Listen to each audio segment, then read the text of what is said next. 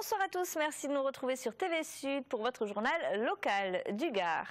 La tête de liste du Parti Socialiste et de l'Union de la Gauche, Françoise Dumas, était en meeting salle des Cossières à Nîmes devant 800 personnes hier soir. Elle est accompagnée d'élus locaux avec en guest star le ministre de la Ville, François Lamy. Pendant 1 heure, la candidate a évoqué quelques thèmes phares de son programme comme la fiscalité, les quartiers et sa vision pour Nîmes pour finir son discours en disant « Je suis prête ». Écoutez. Ce soir, c'était le temps aussi de l'amitié, le temps du rassemblement.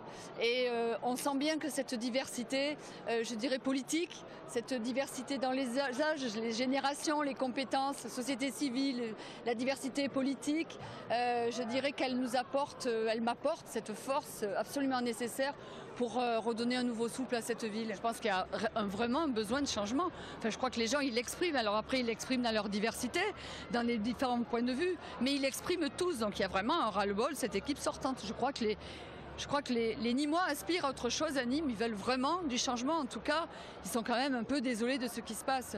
Et pour la plupart d'entre eux, ils ne vivent pas quand même de manière tout à fait agréable. C'est le moins qu'on puisse dire. Toujours dans la dernière ligne droite des élections municipales, les principaux candidats alésiens ont enchaîné aussi cette semaine les meetings à l'espace Cazaux, une des dernières occasions de fédérer leurs troupes avant le premier tour de ce dimanche 23 mars. Olivier Michel. À 3 jours du premier tour, les militants UMP alésiens sont à pic.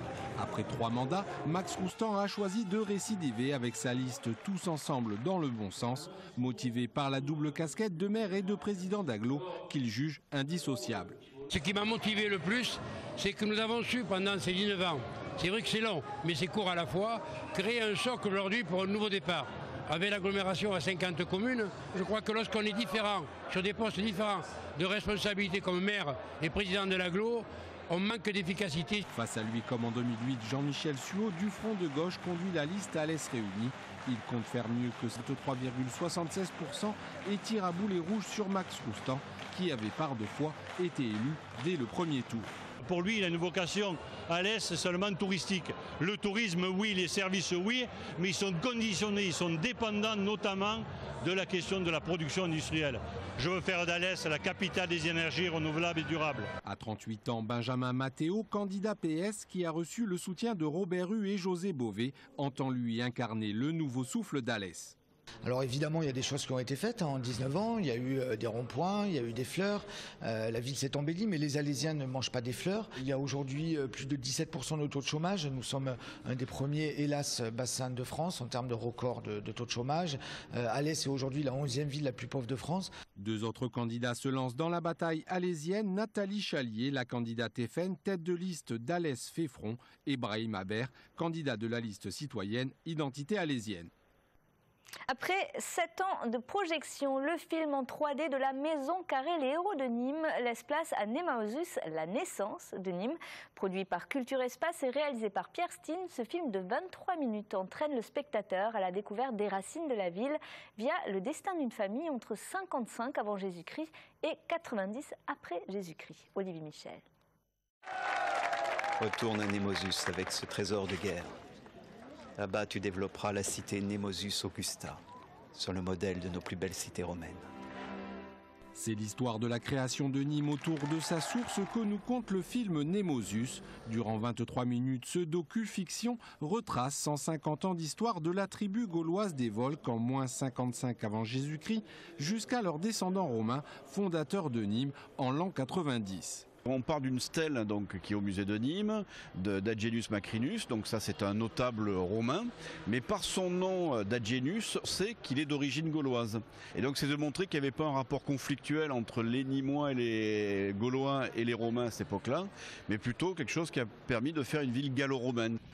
Gladiateurs, soyez braves et vous vivrez. Un film tourné avec 200 figurants en 9 jours à Nîmes, au Mas des Tourelles à Beaucaire, mais aussi à Rome dans les studios de Cinecittà. Ça, c'était une chance énorme de pouvoir tourner là-bas. Nous avons eu accès au décor de la série Rome de HBO, la chaîne américaine. Les décors, donc ils ont servi pendant 8 ans jusqu'il y a 4-5 ans d'ici, et les décors sont toujours là. Un film à vocation pédagogique qui a coûté 600 000 € à Culture Espace et qui doit s'inscrire dans la visite globale de la ville. Les gens font la visite des arènes, où là il y a une visite assez complète sur les gladiateurs, sur l'histoire de l'amphithéâtre. Ensuite ils vont à la Maison Carrée pour découvrir l'histoire antique de la ville grâce à ces images. Et ensuite ils vont aussi à la Tourmagne, où là on aborde l'urbanisme de la ville. Nemosus, la naissance de Nîmes, sera visible à la Maison Carrée dès ce vendredi 21 mars. La projection est gratuite pour les Nîmois. Nemosus, la naissance de Nîmes, sera diffusée dès demain à la Maison Carrée de Nîmes. Et nous avons appris aujourd'hui le décès de François Charcelet, chef d'agence Midi Libre à Nîmes. Il occupait ce poste depuis octobre 2009. Âgé de 58 ans, il avait intégré le quotidien régional à la fin des années 90. À ses proches et à ses collègues, nous adressons toutes nos condoléances.